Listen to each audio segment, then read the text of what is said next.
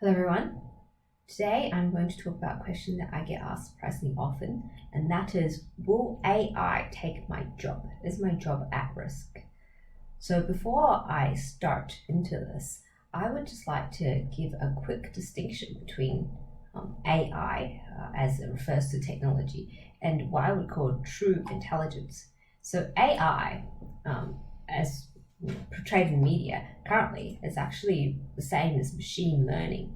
What machine learning is a series of techniques that take huge, vast volumes of data that we were never able to process adequately before this technological advancement. Overlay some mathematical algorithms over it, and then generate an output that if humans were to try to process this data, we just wouldn't have the processing capacity to do that. So what I would call true intelligence is this really difficult to grasp thing called creativity, and that is making leaps of intuition or creativity or genius, if you like, from data that we don't have, or unavailable data. As an example, you see AI gimmicks. I would call AI gimmicks like AI being able to write a novel that makes sense, or AI being able to compose something that sounds kind of like Beethoven but is not Beethoven. However, with true intelligence, right, AI would never be able to create something that is incredibly brand new. AI would never have been able to write, say, War and Peace or Crime and Punishment if nothing like that had ever come before it.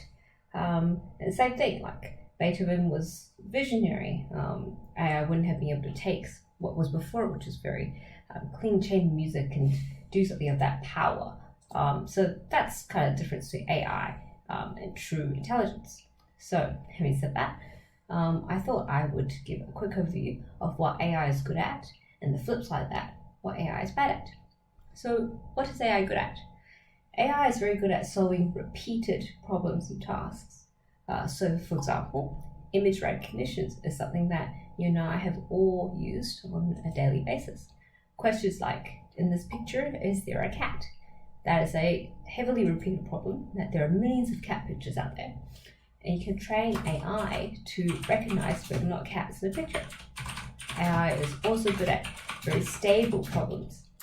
So as an example, problem that historically has been stable but has changed recently in COVID is customer propensity models. So that refers to models that predict what a customer is likely to buy next, or what a customer is likely to rebuy.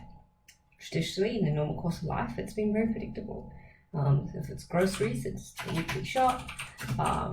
There's more during festivals and things like that. However, with COVID, and we had a global run of panic buying by consumers and things like that, and shocks such as that, it's made all those models sort of much less useful in order to predict future behavior.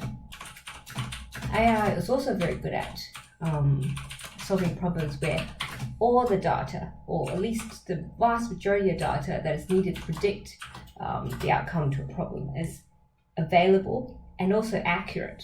That's very important. So for example, self-driving cars. Now, self-driving cars have been around for a very long time, but in the past, they've only ever worked on a track where you can feed in every single part of the track and all the data for that track into the car. With the advancement of technology and sensors, that technology has been able to be generalized to use cases where the car has never seen the road before. But however, a limiting factor of self-driving cars still is that some roads are not built or are weirdly shaped so that it's not easily recognizable to the sensors still. So the limitation of self-driving cars is not necessarily the AI or the algorithms, but the data that feeds into these algorithms being available and accurate in a timely manner. So if we just cover a flip side of that, what is AI bad at? AI is bad at problems that don't repeat often. So one problem that I thought of is Biden versus Trump. It's never happened before. It might never repeat. And I wouldn't expect to get an answer from an AI algorithm that's any better than the person in the street. Problems that are sensitive to shocks, so same thing as the customer propensity models and it being shocked by COVID. And AI is bad at solving problems where there's ambiguity in the data as need to solve the problem, or the data is just not there. So, for example, very, very left field questions like, will people eat insects as a major part of their diet in 20, 30, 40, 50 years' time? No one really knows. There's no data on the propensity of people to eat insects widely, or how people feel about that. And whether or not how they feel about that will actually translate into actions. So your guess is as good as mine.